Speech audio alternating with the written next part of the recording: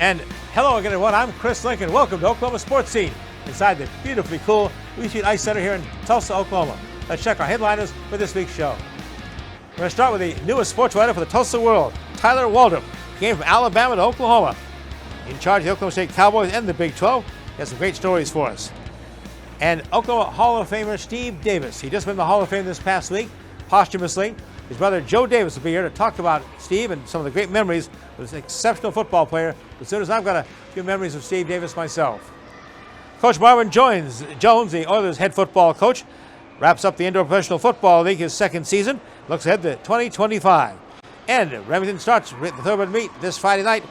And Dale Day has a preview and a story about an incredible start of survival for Oklahoma trainer over there. You'll enjoy that as well. But first, let's check out our Tulsa World Hot Topics. We start with USA dominating the Olympic Games. Once again, reigns supreme in the Summer Games. They sent 594 athletes over to Paris, France for the 33rd Summer Games, contested from July 26th, just wrapped up on August 11th. 206 nations, 19 days, 32 sports, total of 1,044 medals awarded. USA winning 126, 35 more than one-up China. The two, by the way, top teams tied with 40 gold medals each. Let's run down the top five. The USA 1, China 2, Japan 3rd, Australia 4th, and France, the host country, had a great Olympics. They finished in 5th.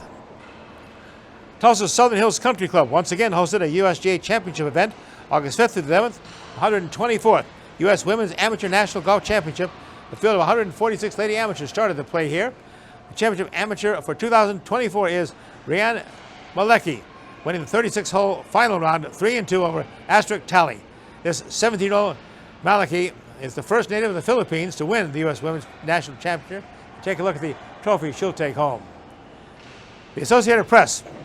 Since 1936, they've released a college football weekly poll. The first one was on Monday of this past week. Here's a look at the top 25 heading into the college football season. No real surprises. First place votes in parentheses. Georgia, number 1. Ohio State, the Big Ten power, number 2 with 15 first place votes. The only other first place votes went to Oregon out on the West Coast.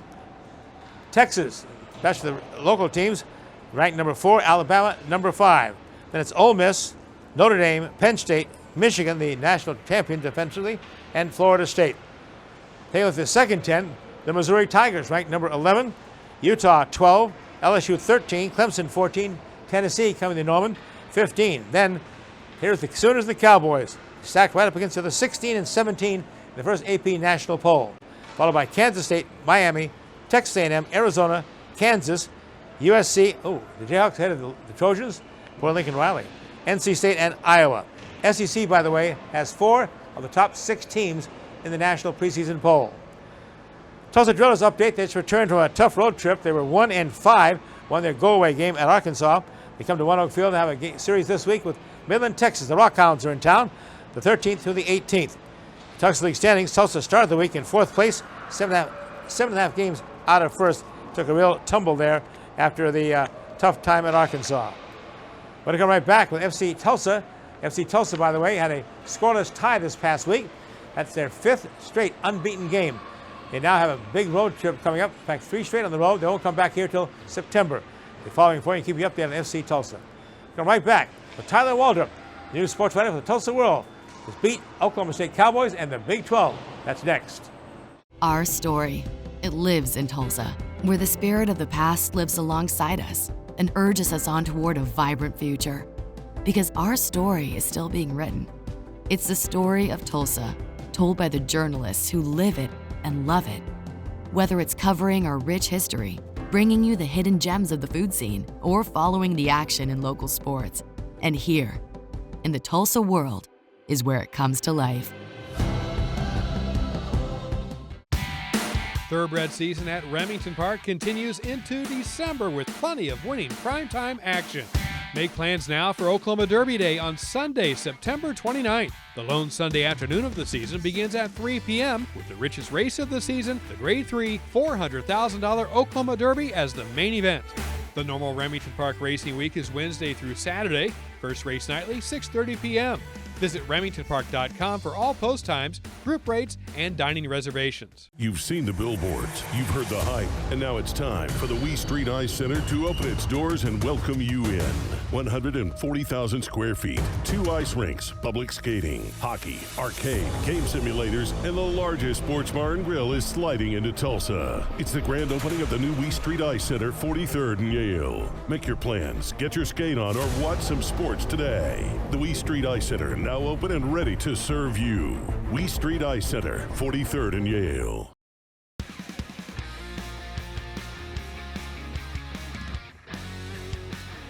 And we welcome for the first time our Oklahoma sports scene set, newest sports writer of the Tulsa World, Tyler Waldrep, joined us from Alabama. Tyler, welcome to Oklahoma. Hey, thank you so much. So Good what to was be it like here. to come from Alabama to Oklahoma? Well, it's a 10.5-hour drive. I've never lived more than 4 hours away from Birmingham before, so I thought I was moving to another country, but you get out, you talk to, the people are nice, just like I'm used to.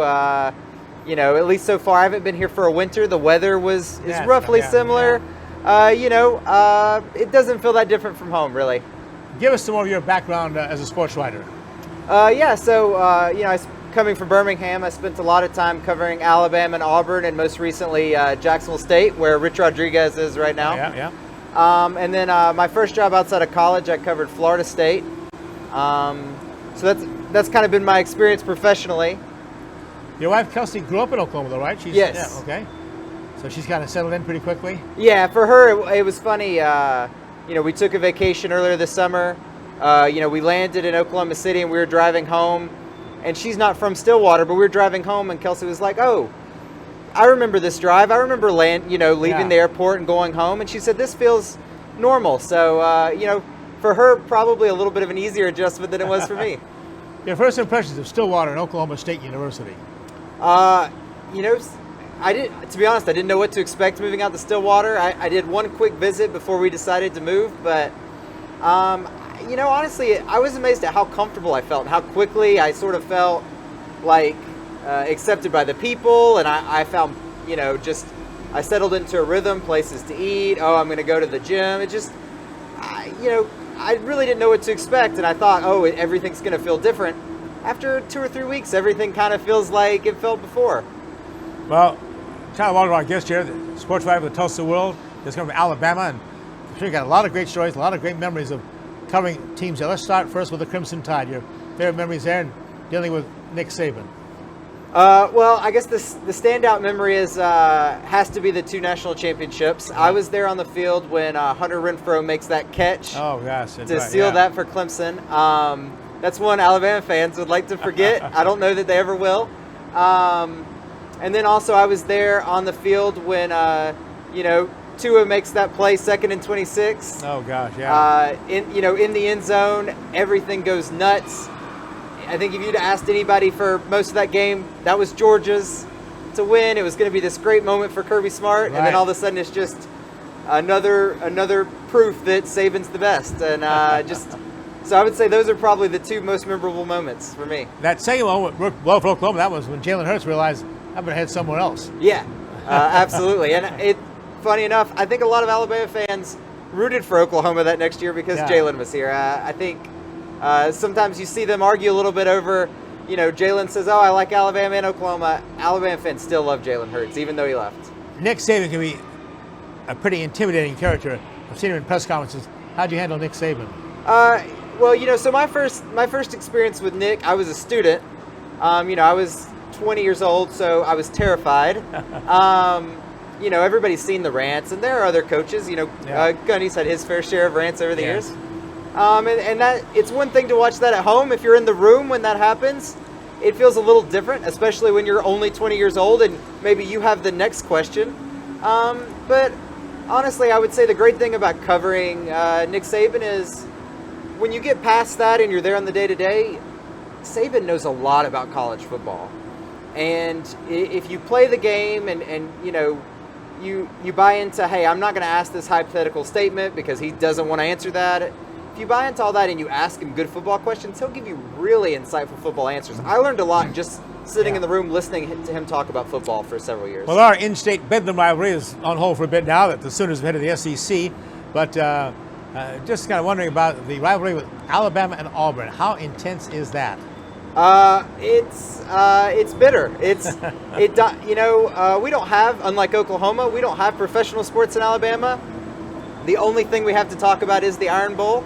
Yeah. And that pretty much dominates conversation from the day after the game ends until the day before the next one ends. So I would say there are families that probably don't talk to each other because of that game. I haven't, unfortunately, I won't be here to experience Bedlam in his purest form in football, but I get the sense that maybe it's a little more cordial here than maybe things are in Alabama. Yeah. I remember, though, that, I can't remember the year, but the kickoff, you guys Alabama had the game won and kicked the kid at Auburn, and he takes it all the way back. The kick six in 2013.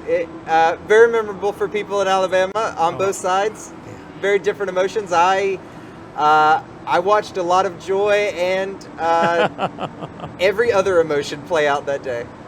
You also mentioned you covered Florida State. Yes, I covered the years that Florida State would rather forget. I was there for Coach Bowden left, retired and stuff. Yeah. I was there for Willie Taggart, a stint that didn't make it very long. Yeah. So those are the years that Florida State fans, for the most part, don't want to remember the time that I covered them. Just really, there were some really great players, but as far as the teams, nothing worth talking about, honestly. Tyler Waldrep, the Tulsa World. Tyler, I read your introductory column, and you talked about you love basketball. You're about to enter some serious basketball. The Big 12 was known for great basketball. Yeah, and, funny enough, I think we've seen the SEC kind of take a step forward in the last, 5 years? Right. Back when I was in school, when we thought of good basketball, we didn't think of the SEC. Yeah. We thought of Kentucky, but outside of Kentucky, you know, for the most part, in college we were talking about, the ACC, the Big 12. So I didn't grow up in Big 12 country, but I did grow up, when I thought of good basketball, I did think of the Big 12. We've got to do some coaching for him, though. You said wrestling's a whole new game for you, and at Oklahoma State, that's a serious sport. What a legacy the Cowboys have in wrestling. Yeah, and it's funny. I during some of my professional experience, I covered high school wrestling, and you talk to those guys, and those guys would talk about Penn State and Oklahoma State, and it's just in the South where we don't have it. Yeah. You don't really understand even when those guys would talk to me. I don't fully understand what they're saying. I'm really glad I got to come in the spring. I got to be there. I got to talk to John Smith a couple times. And I got to be there for his retirement. I got to be there for David Taylor's introduction, which I think was important for me because being there for those big moments, I think it's impossible to be sitting in that front row when John Smith retires and not realize how big of a moment that was.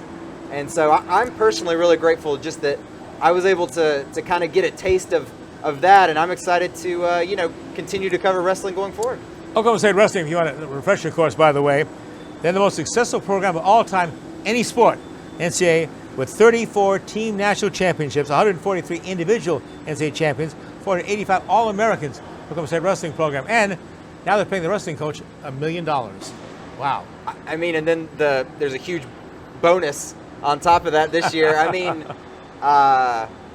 if David Taylor can even bring in a fraction of the of the worth of that contract in this first year, I mean, it's going to get crazy. Let's talk about the facilities of Oklahoma State. How do they compare with Alabama and Auburn, schools like that, Florida State? Well, I mean, let's just start off with the headliner. Baseball, I mean, everybody told me, have you been to baseball yet? Have you been to baseball yet? And everybody built it up, and I was like, I'm going to, the first time I get out there for a game, I'm going to be like, this is a really nice baseball stadium. It lived up to the hype and more. I understand why people were stopping me on the street to talk to me about baseball and about the facilities. So, I mean, that definitely holds up. Basketball, it has this, it's hard to put words on it, but it's almost this otherworldly feel. It really does feel like, and I don't mean this in a bad way, it feels like a product from a different era. No doubt. And that's, you can tell that's intentional. Gallagher, Mr. Iba, the legacy there is unbelievable. And you can tell that's intentional, and I think that's what they want you to feel when you go there, which I think makes it even more powerful. There's other places you'd be at if you said that, it would be an insult. But I don't think that's at all the case there. I would say the biggest surprise is, I've been pretty positive. If I'm going to be a little negative, I was actually underwhelmed by the softball facilities. Nowhere near what I'm used to from the SEC. Although I would say I think Oklahoma State largely acknowledges that. It's in the planning stage for sure. Yeah, and I think that's one of a couple of priorities for them. They want to shape those facilities up, but with just how much success Oklahoma State's had recently, I sort of expected to walk in and be at the same facilities I'm used to in the SEC. And I would say if I'm going to be fair, those are definitely noticeably behind. You're also responsible for the Big 12. Covering the Big 12 conference. You were down at the media days in Las Vegas. Besides it being really hot, we heard about that. Let's talk about the new Big 12. They added 4 teams, 16-team league now, dealing with Colorado, Arizona State, and Utah. I think, I think I mentioned this in my introductory column, and nothing I've seen has changed my mind. If anything, I'm more excited to cover the Big 12. There's reason to be excited about the SEC adding Oklahoma and Texas. The Big 10 added Washington and Oregon. But when we get to November, everybody's probably going to go, oh, yeah, those conferences, they're right where we thought they'd be. Yeah. Who feels confident where the Big 12 is going to be in November? That's true, yeah. And that's what the conference has pushed this whole offseason. They're going to be the most interesting conference because nobody knows what's going to happen.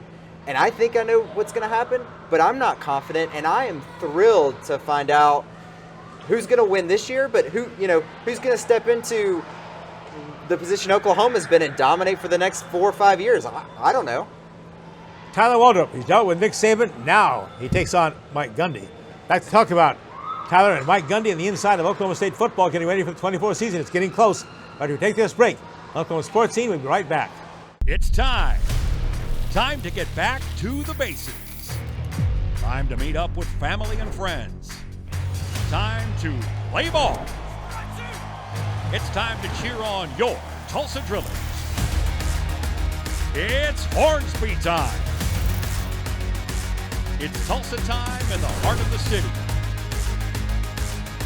It's time to fire it up.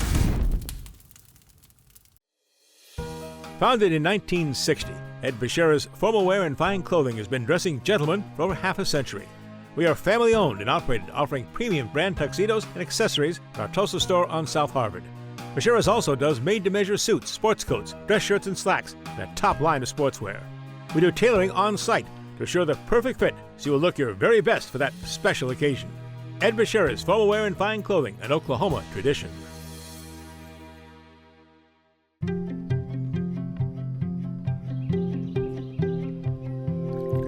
As the sun rises over eastern Oklahoma, we are devoted to one thing: improving the health of our communities, our home. We are your friends, your neighbors. We are the people of St. Francis. The Oklahoma Sports Hall of Fame, home of the Paycom Jim Thorpe Award, is a treasure trove of memorabilia honoring Oklahoma sports legends. For museum hours or to schedule a tour, go to oklahomasportshalloffame.org.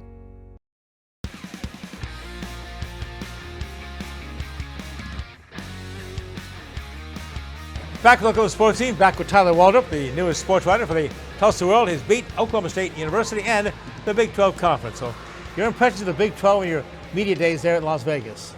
Yeah, first of all, my only experience of media days prior to this is the SEC. I would say it's a very different vibe. I would say it's a little bit friendlier with the coaches. SEC is a lot more business-like, a lot more regulated. Also, SEC lasts a lot longer, dominates your entire week. The Big 12 was a 2-day event, which going into it, I was like, how are they going to get everything in 2 days? But then I came out of it with even more than I would get from 4 days in the SEC, so I felt okay about that. How did Oklahoma State handle themselves with the coach, of course, Gundy and 3 players down there with him? Yeah, and of course the headline going into that is like, a week and a half before Ollie Gordon's arrest comes out, that dominates. I was shocked that Ollie was allowed to go, and apparently that was his decision. I was impressed by that too. Yeah, and that was the thing. Like, like I said, I've covered Alabama, I've covered Florida State, I've covered, and even at schools I haven't covered. The playbook is you hide that guy as long as possible. And if you can hide that guy for a whole year or 2 years, that's what you do and keep him out of the spotlight. It's hard to keep Ollie out of the spotlight for too long, but they certainly could have kept him from that trip. I thought it was interesting and neat. I don't know if it played out the way they hoped, but I understood what Mike was saying when he said, this is kind of Ollie has to sit here and take ownership for his actions. And I think only Ollie could tell you if he feels like that's what he did or what he had to do. But I certainly think whether I did it or not, if I was being accused of stuff and that's how my name was out there, I wouldn't want to do a lot of interviews a week later. Sure, yeah. Well, they're led by, of course, maybe the best quarterback, we think anyway, in the Big 12, Alan Bowman. What is this? His 23rd year? What is 7 years? I thought he was there when they invented the forward pass, but he certainly had a lot of playing time at this point. What are your thoughts about him? How do you handle himself there? He's steady, and that's been my experience with him in the spring. Nothing really seems to faze him. We've joked with him that he's the old guy, that he's been here forever. He takes it all in stride. I think really the thing that I'm interested about is, can he take care of the football when the games start this year? And he says he can. He says he worked on that, and we won't know until the games start. All right, Tyler, let's take a look. Put up on the screen now the preseason Big 12 media poll. Here's where the media geniuses, which never works out, picks how the teams will finish. Your thoughts on that, and where did you put Oklahoma State in your poll? I will say that I think I have Oklahoma State as the top team going into the season. Really? To be honest, the thing I've been trying to ask people about all year is why not Oklahoma State? They were in the title game last year. Right, yeah. Texas isn't here. Oklahoma isn't here. Utah's great. They've been good, but it's not like Utah was dominating the Pac-12. How's Kansas State better than Oklahoma State in the poll? That's surprising. I'm shocked. Now, I do think that's the top three. For me, I think Oklahoma State, Utah, and Kansas State probably in that order are my top three, but to me, Oklahoma State has almost everybody back that made the title game last year. And what, you're telling me they're going to take a step back in a conference that seems more wide open, weaker? That just doesn't make any sense to me. So for me, until I see otherwise, I think the Cowboys belong to be that top team. All right, take us inside, behind all the secrecy of the football camp there at Oklahoma State. What have you seen with some players that impressed you, and how are things going in practice inside Stillwater? Well, and I will say, the thing that impressed me has been the offensive line. Granted, we don't get to see those guys. Nothing they're doing when we get to see those guys is, really telling us anything. The old 10 minutes of stretching, right? Yeah. I mean, we get to see a little bit, but it's not like, and it even when they're going full go, it's not like the offensive line is going to be doing what we're going to see out of them when games start. Sure. But having that much experience and having reserves that have that much experience, to me, that's a big reason why I think Oklahoma State's the team to beat in the Big 12 because of the line. It's impossible to see Ollie and not think, he's going to be something this year. And then Doak Walker Award winner last year, best back in America. So and I think a guy that should challenge for the Heisman Trophy. Yeah. If he puts up numbers similar to what he did last year, which if teams don't load the box, I think that's what he's going to do, then I think he'll challenge for the Heisman Trophy. Biggest question marks for this 2024 Oklahoma State football team?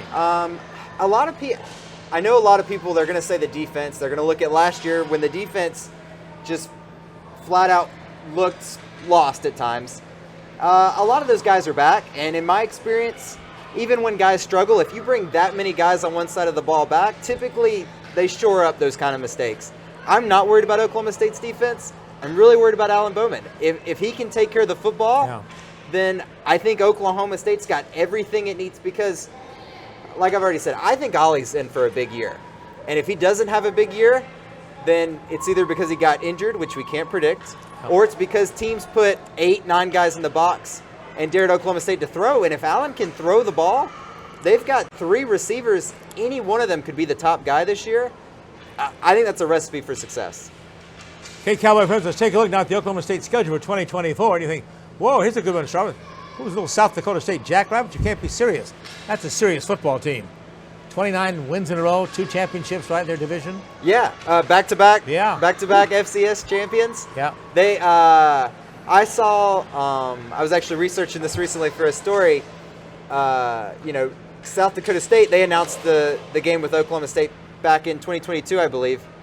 Since they announced that game, 29-1 and 2 national champions. Oklahoma State, they thought they were scheduling a good team. Yeah. They didn't realize they were scheduling a great team. Wow. Then the very next Saturday, this is going to be a big game. We kind of circle the Arkansas Razorbacks finally cross the border, come to play at Oklahoma State. And I know everybody's kind of like, oh, Arkansas, this is probably going to be a down year.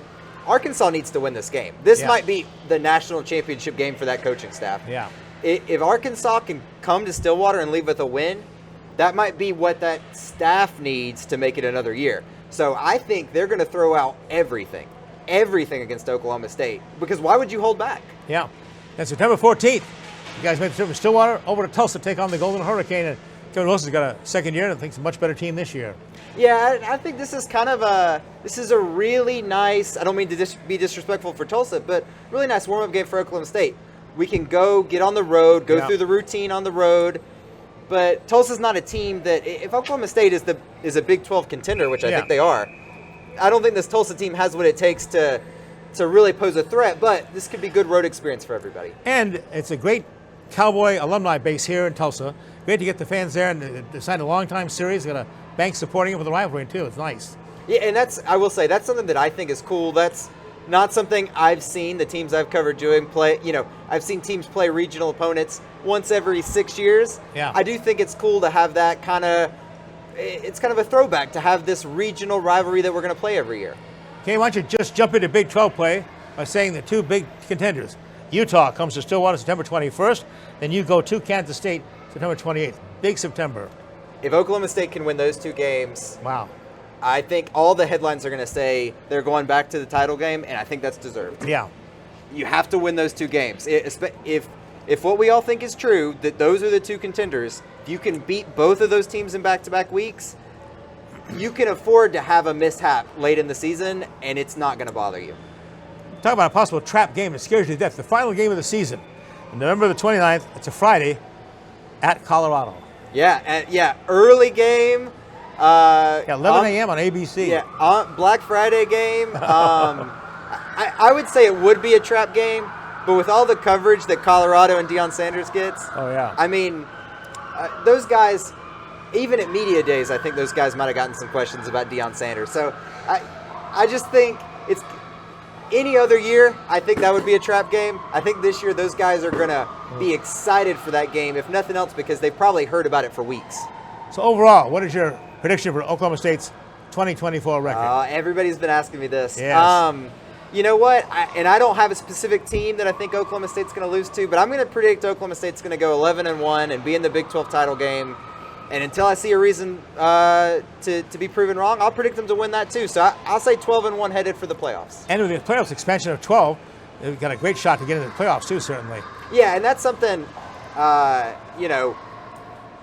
even if Oklahoma State isn't perfect, even if Oklahoma State drops a game or 2, does Oklahoma State even have to win the Big 12 to make the playoffs? Maybe not, but you want to just take care of business. If you win the Big 12, you know you're in, and you get you get one of those byes. So that's the easiest path for the Cowboys. That's what I think is going to happen. But, it is interesting that this team could stumble, and it may not even be the end of their season.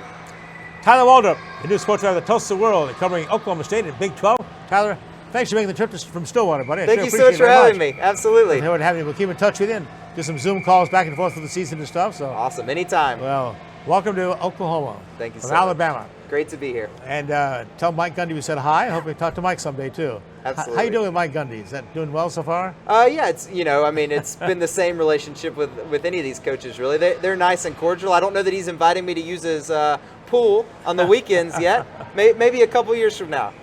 We're going to come back with a very special guest, Joe Davis. He's the brother of the late Steve Davis, who was just put in the Oklahoma Sports Hall of Fame last week. The legendary Oklahoma quarterback. Joe's got some great stories. I've got a few too on Steve Davis. You'll enjoy that. Coming back when we return on Oklahoma Sports Scene. Tulsa Oilers hockey at the BOK Center. The ultimate experience of hockey and entertainment.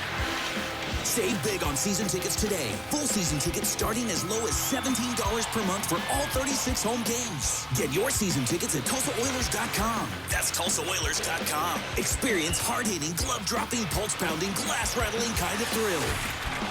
Season tickets available now at TulsaOilers.com. That's TulsaOilers.com. This is your town, your team, your Tulsa Oilers hockey.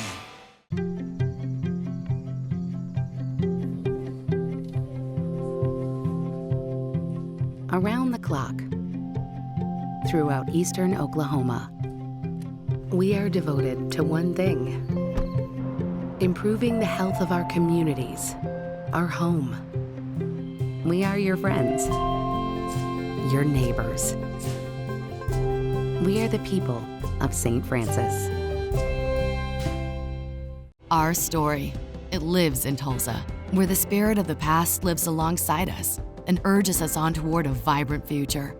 Because our story is still being written. It's the story of Tulsa, told by the journalists who live it and love it. Whether it's covering our rich history, bringing you the hidden gems of the food scene, or following the action in local sports. And here, in the Tulsa World, is where it comes to life.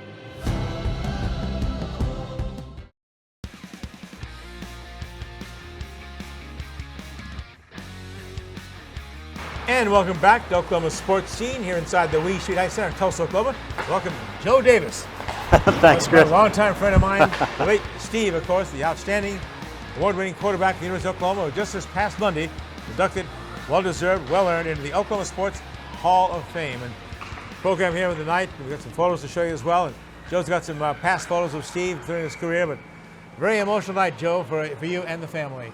Well, it really was. Of course, it was a long time in coming. Yeah. Even Coach Switzer whispered that in my ear, and we campaigned hard for it. you. And you did, and we're so thankful that those that were involved in that campaign really came through. And it's not that you had to do something out of the ordinary. I mean, Steve's record speaks for itself.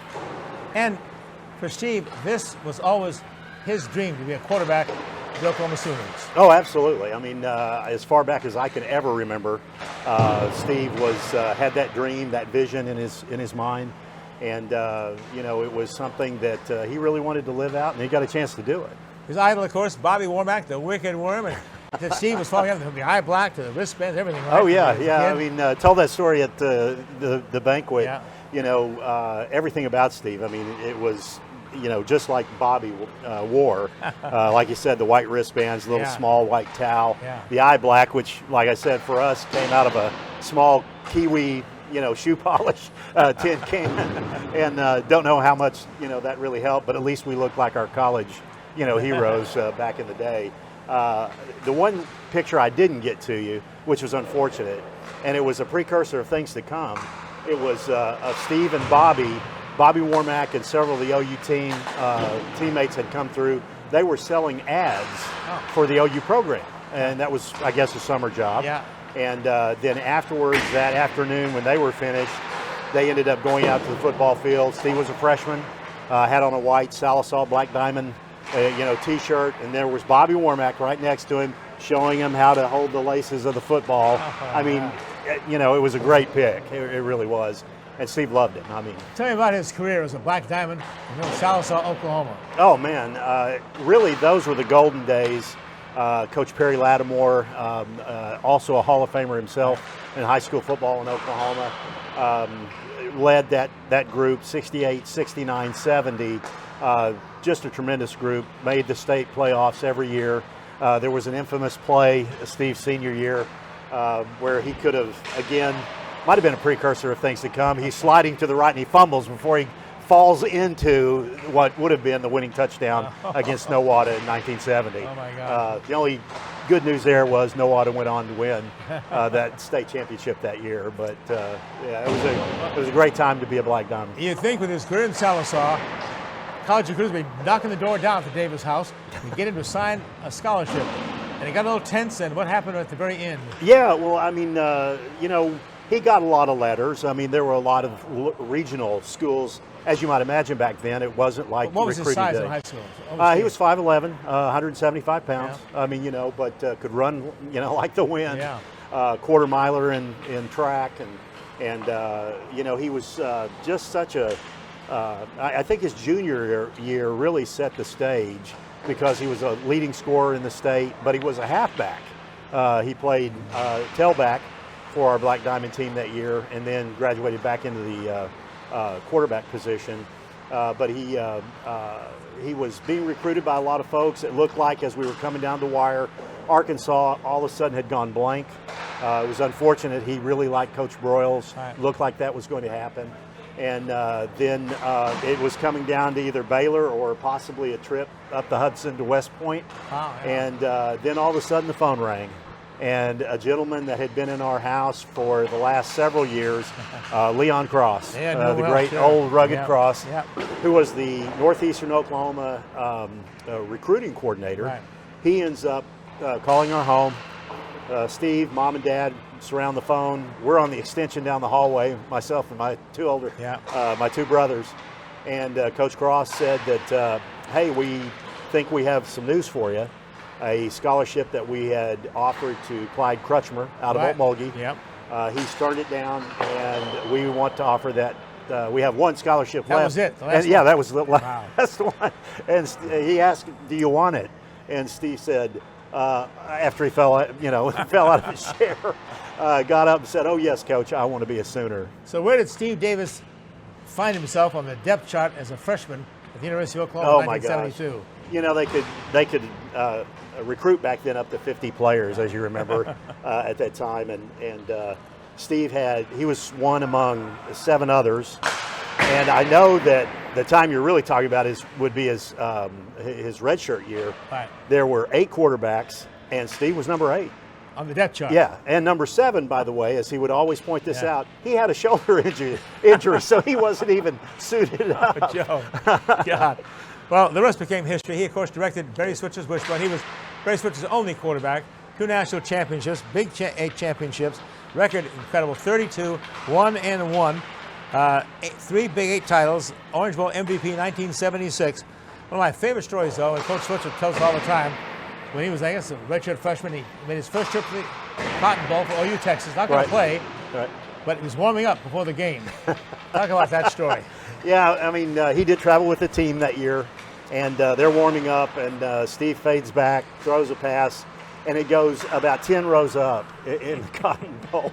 And I think it hit an older woman, and Switzer walks by as he normally does, kind of one arm folded, hand on his chin, and he said, "Davis, you're going to have to get a hell of a lot better to play here." And he did. 3-0 against Texas, some great games there, including his first start. I was there in 1973 at my first OU Texas game.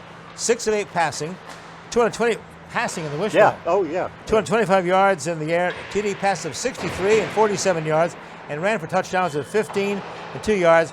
Oklahoma beat Texas. That was 52-13. Absolutely, yeah. Wow. Big game. And, of course, he just dominated Texas ever since that time. Then, of course, I knew Steve well. He and I worked together after his playing career. Sure. At ABC Sports. Yes. We were the rookie college football announcers. We were the 4th pair of 4 teams of ABC announcers. Of course, now, Joe, there's what? 40 games on Saturday or something? Yeah, and I think there even is an announcer nowadays whose name is Joe Davis. That's right, yeah. But Steve and I were in Stillwater. Our first game was Oklahoma State playing Missouri. Yes. And they showed up from New York and handed each of us those awful, hideous yellow blazers to wear and stuff. And we had a great time during the game. As soon as the game was over, I remember the little production assistant came in and just ripped the jackets off. She said, "Going back to New York, they'll review the tape. If you're any good, they'll bring the jackets back to you." So, did a pretty good career. In fact, Steve was on network for 18 years. Yeah. ABC, CBS as well, right? Right. And he really enjoyed that. I mean, he had a executive job in the oil business here in Tulsa, but his connection with athletics, both, his career on into broadcasting, he really enjoyed that. I mean, the opportunity to stay connected to the game, do the homework, follow the athletes that were you guys were covering then. Oh, yeah. He loved it. He really did. Of course, he was a great speaker. Became an ordained Baptist preacher in high school. Right? Yes, he did. I went on some of those trips, and also a pilot. Those trips with him was we flew to different places and have fellowship Christian athlete meetings and stuff. Right, yeah. It was just incredible. And I remember one time we were coming in, and Steve said, "Chris, help me out here. why is that? He says, the landing gear's not going down. Just kind of crank this down here. So what are you doing? He says, I'm praying. Yeah. So, he landed safely, of course, so was Steve Wood. But I think of some of those great games and great moments with Steve Davis there.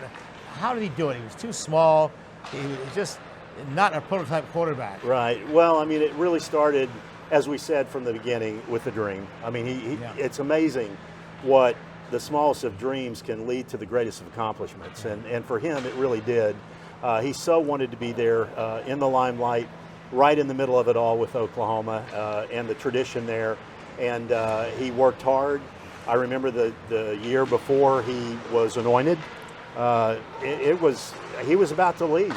And yet, as we know, circumstances changed and the reins of the football program were turned over to him. With all the great games he had, the Orange Bowl MVP against Michigan, Big Eight championships, 3-0 against Texas. Did Steve or the family have a particular game or two that it was his favorite? Well, I'm thinking about my favorite game, and people don't understand why this would be probably, but it was the 1975 Missouri game at Missouri. If you remember, Big Joe Washington run at the end. I mean, a week or so before that, they'd lost to Kansas. He'd been booed off the field. I mean, his only loss. Yeah, his only loss. And the team was on the brink because even before that, if you remember, Colorado had the chance to tie us. They didn't go for two, but the field goal kicker whiffed one to the left, and we survived. Yeah. But the Missouri game, up 20-0 at half. Missouri comes back. And then that great pitch to Little Joe. And I was just thinking about this on the way over. Steve on the extra point could have walked in, but he pitched. And, fortunately Joe got there. But, that coming back, that personified really that team and put them in position then to take Nebraska and then go to the Orange Bowl and win the championship. And, of course, tragically, we lost Steve in that private jet crash March 17th. 2013. Gosh, it's been that long, Joe? Yeah, it has. Flying into South Bend. I can still remember that day. Yeah, it was really a shocking event, for all of us and certainly for the Sooner Nation. But, Steve loved to fly. And it was just going to be a casual trip. And then we got the news, and unfortunately, he did pass. But he left such a legacy, and so proud of him. Yeah, let's talk about, in your mind, what is the legacy of Steve Davis as an Oklahoma Sooner? Well, I think it goes both ways. I mean, we know what he did on the field, but people don't know what he did off the field. Right. And you do, because you were with him. I mean, you traveled, you saw him. I mean, I saw him get out of bed on Sunday mornings after, just terribly, being beaten, the night or the afternoon before. And then to go to a church or a civic group, a high school FCA group and speak. It's what he did there. He was dedicated to that service. One quick story from me. I met Steve at Eastwood Baptist Church here in Tulsa. That's right. My first experience with the Baptist Church, just coming from Oklahoma. Right. Quiet little Presbyterian boy. Yeah. And Steve did his little speech, and I looked up on the stage, and all of a sudden the pastor got up and invited people to come and be saved onto the stage. I look up, and our mic cable's running across the stage, so I jumped up there to get the mic cable. Joey grabs me and goes, "Praise God, he's here to be saved." I looked at him, I said, "I'm just a Presbyterian. I came to get my microphone." Steve was just dying.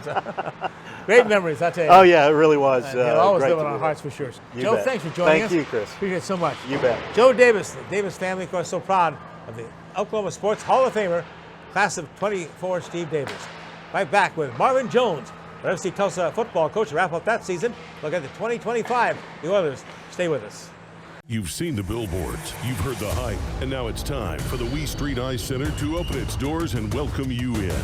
140,000 square feet, 2 ice rinks, public skating, hockey, arcade, game simulators, and the largest sports bar and grill is sliding into Tulsa. It's the grand opening of the new Wee Street Ice Center, 43rd and Yale. Make your plans, get your skate on, or watch some sports today. The Wee Street Ice Center, now open and ready to serve you.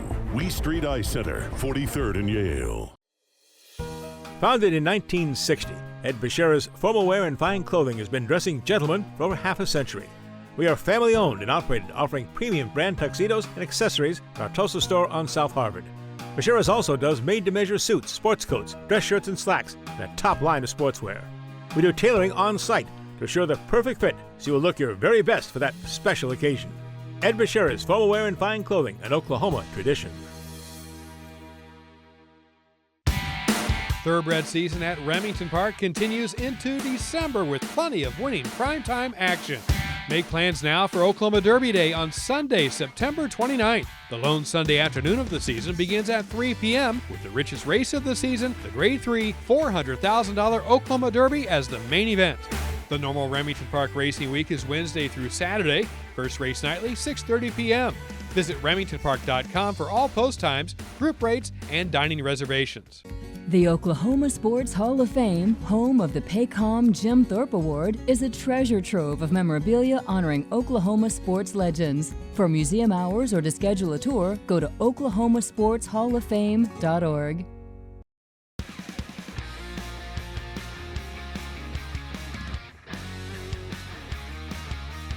And welcome to Oklahoma Sports Scene in the beautifully cool Wheat Street Ice Center. Of course, we're here with Marvin Jones, head football coach for the Tulsa Oilers Indoor Professional Football League team. Just wrapped up the season, just missed the playoffs. Tough one in the end. Yeah, definitely a tough game. I mean, we had it all mapped out and how we needed to get into the playoffs, what we needed to win. Just came up a few plays short, but the guys fought hard. I mean, they showed up and played like they wanted to be in the playoffs. And this team made quite an improvement from last year. A 2-win season, just getting started. This year, 6 wins in the season. Yeah, I'm still a little down on that. We should have had more, but I look at it as the first year is hard. I mean, you're trying to put together a team. I mean, that's a half a season or 3/4 of your season just trying to come together. And then, coming into this year, we thought we started off pretty well in the beginning, and we had some hiccups. A couple of star guys that we had, got banged up. Yeah. We had, Joshua Crockett, one of our top wide receivers. We lose him in the beginning of the season for a few weeks. So just little things like that, kind of derailed us a little bit. Ended the season on a high note, certainly beating Massachusetts here 44-25 on the 19th of July, just doubted the team. Great action. Fans really got into it. Great way to finish the season. Yeah, absolutely. I think, last year that was our last game we won, our last game of the season. It's good going into the off season on a win, just to simplify, that, hey, and Massachusetts is a good team. I mean, it's a playoff team, I mean, they got some good talent over there. So, it's a good measuring stick, and, some of the guys that kind of been dormant for a few weeks, I mean, they showed up. I mean, Noah Lyles, our defensive end, number 7, I mean, he ate them alive. I mean, it was obviously his arguably his best game of the year. Some other guys that showed up, I mean, be able to put up 44 points on those guys. It was, the guys played their heart out. And at that point, knowing what was still at stake, because once we lost the Quad City game, the guys could have just said, you know what, we ain't going to the playoffs anyway. So, you know what, I'm just, Yeah. But they went out and they proved the point that they were still focused and they were ready to, finish the season strong. So we're getting a press release to others about every other day, re-signing players and new players coming in. Yeah. And where do we stand right now with a 25 team? Well, currently what happens is the way the league works is the 25 guys on the current roster are protected guys throughout the whole offseason until about October. Then those 25 guys become unrestricted free agents, meaning other teams can, what they call a legal tampering period. So other teams can choose to pick one of those guys off that. If a guy wants to sign with another team, they can do that. But right now, since once we enter the playoff race, it reverts back to our 40-man roster. So the teams that are not in the playoffs are allowed to sign to fill that 40-man roster for camp. Nobody's more of a competitor than this guy. Incredible college career, an All-American, great NFL career. What do you hope for these players that you're working with here? What do they want to accomplish? Well, you have some of them that want to get an opportunity to go back outdoors. My job, I feel, is to give them the tools to do that, to teach them, to show them how, and to kind of run my team, no different than they would going back outside. That's how I run this team, is like an NFL team per se, and I treat them the same way. My expectations are like that. So, one final word for the fans who really turned out and supported the Oilers this year. Man, we love our fans. We love you guys dearly. Appreciate your support. Look forward to having you in 2025. Back with Tulsa Oilers indoor football in 2025, better than ever. Thanks to this guy. And by the way, Coach, congratulations on a contract extension. Thank you. Yeah, it was due. and well deserved and well earned. Yes, sir. I got to earn it. And, hey, we're out of the expansion years, man. We got to go out and make a difference and win a lot of games coming this fall. All right, the indoor football is over. The outdoor football is just starting. Let's get it on. Right back with more on Oklahoma Sports Scene. It's time. Time to get back to the basics. Time to meet up with family and friends. Time to play ball. It's time to cheer on your Tulsa Drillers. It's Hornsby time. It's Tulsa time in the heart of the city. It's time to fire it up. Our story, it lives in Tulsa, where the spirit of the past lives alongside us and urges us on toward a vibrant future. Because our story is still being written. It's the story of Tulsa, told by the journalists who live it and love it. Whether it's covering our rich history, bringing you the hidden gems of the food scene, or following the action in local sports. And here, in the Tulsa World, is where it comes to life. Tulsa Oilers hockey at the BOK Center. The ultimate experience of hockey and entertainment. Save big on season tickets today. Full season tickets starting as low as $17 per month for all 36 home games. Get your season tickets at TulsaOilers.com. That's TulsaOilers.com. Experience hard-hitting, glove-dropping, pulse-pounding, glass-rattling kind of thrill. Season tickets available now at TulsaOilers.com. That's TulsaOilers.com. This is your town, your team, your Tulsa Oilers hockey.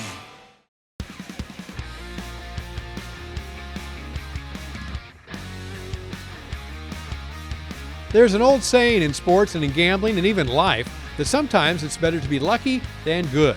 Longtime Remington Park trainer Boyd Castor, he's good, but this year he is living the life of lucky. Richard Linehan has more. Trainer Boyd Joby Castor says his parents named him after the biblical character Job. This spring, Joby Castor learned exactly how Job felt. Castor and his wife Beth both came close to losing their lives in separate incidents as the beauty of spring blossomed around them. My wife, she has a heart attack in Walmart down at Stigler. I mean, this is how it all started. Shortly after Beth got out of the hospital, Joby was driving through the Ouachita National Forest in Arkansas when he was run off the road through a guardrail. He thought it could have been the final scene of his life. Thank God for the pine trees because it caught my back wheel, and kept me from going all the way down the thing. When all was said and done, Castor was trying to get out of the totaled truck that was smoking.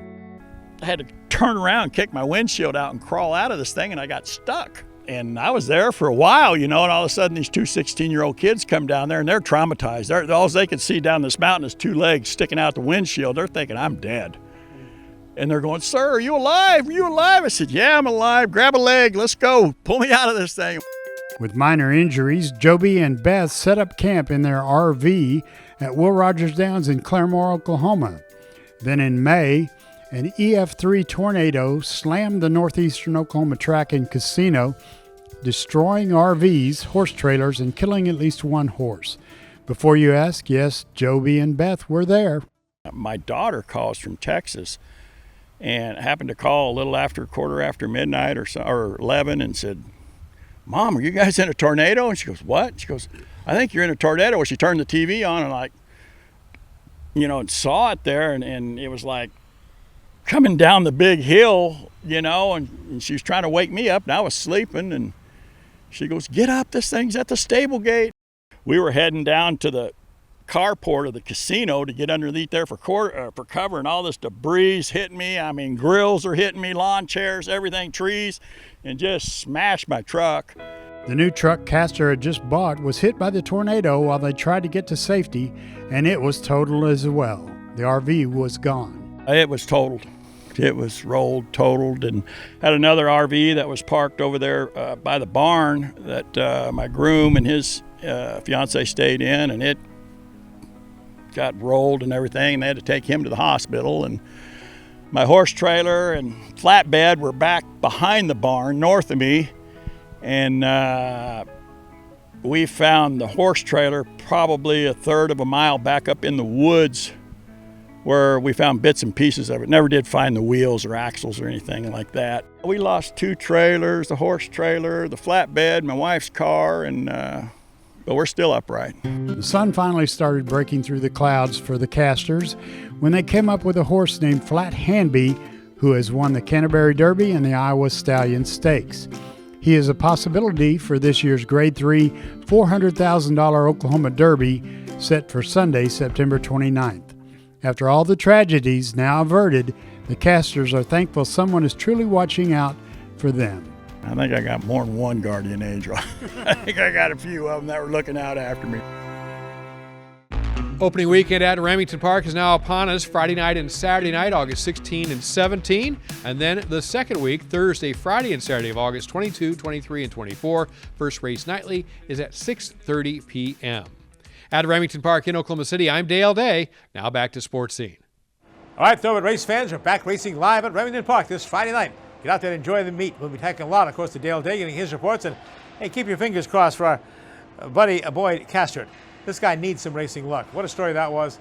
Thank you for that, by the way, too. Come right back. We'll tell you what's coming up on next week's show. By the way, we have a special guest on the next week's show. Superman is coming to Oklahoma Sportscene. Our story, it lives in Tulsa, where the spirit of the past lives alongside us and urges us on toward a vibrant future. Because our story is still being written. It's the story of Tulsa, told by the journalists who live it and love it. Whether it's covering our rich history, bringing you the hidden gems of the food scene, or following the action in local sports. And here, in the Tulsa World, is where it comes to life. Thoroughbred season at Remington Park continues into December with plenty of winning primetime action. Make plans now for Oklahoma Derby Day on Sunday, September 29th. The lone Sunday afternoon of the season begins at 3 p.m. with the richest race of the season, the Grade 3 $400,000 Oklahoma Derby, as the main event.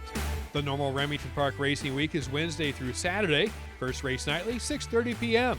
Visit remingtonpark.com for all post times, group rates, and dining reservations.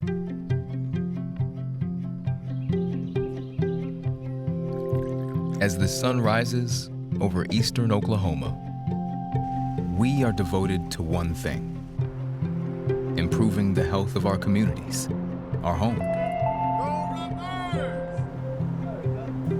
We are your friends, your neighbors. We are the people of St. Francis. You've seen the billboards, you've heard the hype, and now it's time for the Wee Street Ice Center to open its doors and welcome you in. 140,000 square feet, 2 ice rinks, public skating, hockey, arcade, game simulators, and the largest sports bar and grill is sliding into Tulsa. It's the grand opening of the new Wee Street Ice Center, 43rd and Yale. Make your plans, get your skate on, or watch some sports today. The Wee Street Ice Center, now open and ready to serve you. Wee Street Ice Center, 43rd and Yale.